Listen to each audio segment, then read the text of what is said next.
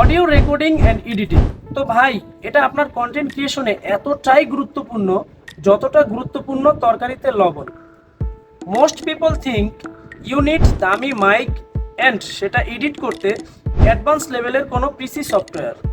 But আপনার ধারণা সম্পূর্ণই ভুল।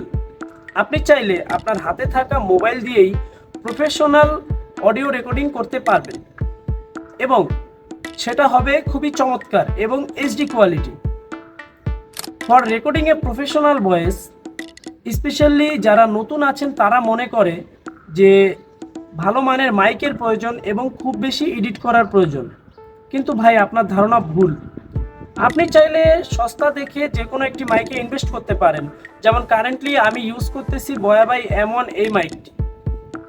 নয়েজ ক্যান্সেলেশনের জন্য এই মাইকটি এতটা গুরুত্বপূর্ণ না, তবে ভালো মানের অডিও আউটপুট দিতে সক্ষম। আজকের এই ভিডিওটি যদি আপনি সম্পূর্ণ দেখেন তাহলে I am damn sure audio রেকর্ডিংয়ের বিষয়ে ইউটিউবে আপনার আর কোনো ভিডিও দেখতে হবে না। For recording a professional voice, specially আপনার মোবাইল এমন একটি জায়গায় আপনাকে রাখতে হবে বা আপনাকে এমন একটি জায়গা নির্ধারণ করতে হবে যে জায়গাতে নয়েজ কম থাকবে এবং ইকো কম থাকবে। ইকো সাধারণত বিল্ডিংয়ের ঘরে হয়ে থাকে। যদি ঘর খালি থাকে সেক্ষেত্রে ইকো বেশি হয় এবং ঘরে যদি মালামাল বেশি থাকে সেক্ষেত্রে ইকো কম হয়।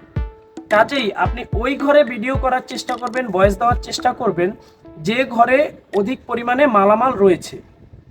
আর যদি আপনি এমন কোনো ঘরে ভয়েস রেকর্ড করেন যে ঘরে মালামাল নাই, সেক্ষেত্রে আমি রিকমেন্ড করব ওই ঘরে কিছু কাপড়, বই ইত্যাদির উপরে মোবাইল রেখে তারপরে ভয়েস রেকর্ড করুন।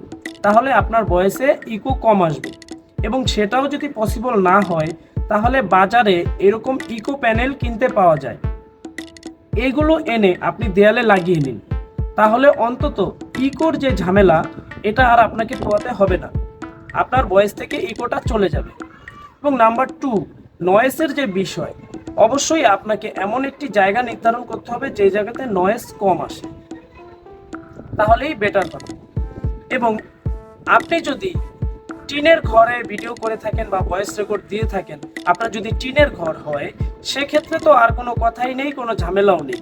বাস অপেক্ষা করুন, যখন সব কিছু নীরব হয়ে যাবে, রাত হয়ে যাবে, তখন আপনার মোবাইলটি নিয়ে বসে পড়ুন এবং ভয়েস দিতে থাকুন। সেক্ষেত্রেও আপনি ইকো ছাড়া, নয়েজ ছাড়া একটি ভালো মানের ভয়েস পাবেন। আপনাকে যে টিপসগুলো বলবো তার মধ্যে নাম্বার 1 হচ্ছে, আপনি যখন ভয়েস দিবেন তখন ডেইলি লাইফে আপনি যেভাবে কথা বলেন ওইভাবে বলবেন না। আপনি আর একটু এনার্জি নিয়ে কথা বলবেন।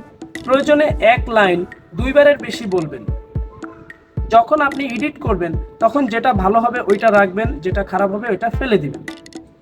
এতে করে আপনার ইকো কমে গেল, আপনার ভয়েসের মধ্যে একটা এনার্জি আসলো এবং আপনি কিছুটা নয়েজও কমিয়ে ফেললেন রাতে বা নীরবে ভয়েস দিয়ে। এখন প্রশ্ন হচ্ছে, এত কিছু করার পরে আমার অডিও কি প্রফেশনাল মানের হয়ে গেছে? উত্তর হচ্ছে না। এত কিছু করার পরে আপনার অডিওটি 50% প্রফেশনাল হয়েছে, আর বাকি 50% করতে হবে এডিটিংয়ের মাধ্যমে। সো এডিটিংয়ের ক্ষেত্রে আমি আপনাকে বলবো, নাম্বার 1, অ্যাডোবি পডকাস্ট ইউজ করেন। অ্যাডোবি পডকাস্ট গুগলের একটি সেবা। আপনি জাস্ট গুগলে গিয়ে সার্চ করুন অ্যাডোবি পডকাস্ট এবং এই জায়গাতে আপনার ভয়েসটি দিন। এটা ইউজ করতে কোনো ধরনের অভিজ্ঞতা প্রয়োজন হয় না। ভয়েস দেওয়ার কিছুক্ষণের মধ্যেই তারা আপনাকে আপনার ভয়েসটির ইকো এবং নয়েজ কমিয়ে আপনাকে দিয়ে দিবে। সিম্পলি ডাউনলোড করে নেবেন।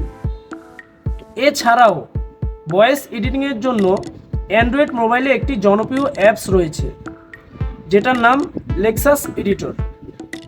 এই অ্যাপটিও খুব সহজে আপনার ভয়েস থেকে ইকো এবং নয়েজ দূর করে দেবে। আপনি জাস্ট সিম্পলি প্লে স্টোর থেকে ডাউনলোড করুন এবং আপনার অডিওটি অ্যাপের মধ্যে আপলোড করে পর্যায়ক্রমে ইকো, নয়েজ ইত্যাদি কমিয়ে নিন। তাহলেই আপনার ভয়েসের মধ্যে একটি প্রফেশনাল ফিল চলে আসবে এবং খুবই ক্লিয়ার এইচডি কোয়ালিটির সাউন্ড আপনি শুনতে পাবেন। তো ভাই, অডিও এডিটিং তো শিখে গেলেন। আপনিও যদি আমার মতো ভিডিও এডিট করতে চান, এইরকম ভিডিও তৈরি করতে চান, সেক্ষেত্রে অবশ্যই কমেন্ট করুন। পরবর্তীতে ভিডিও এডিট নিয়েও আমি একটি ভিডিও তৈরি করব। এবং আমার চ্যানেলে অবশ্যই আপনি নতুন হলে সাবস্ক্রাইব করে রাখবেন। এবং পরবর্তী ভিডিওতে আপনার সাথে আবারও দেখা হবে। সেই পর্যন্ত ভালো থাকবেন, সুস্থ থাকবেন। আল্লাহ হাফেজ।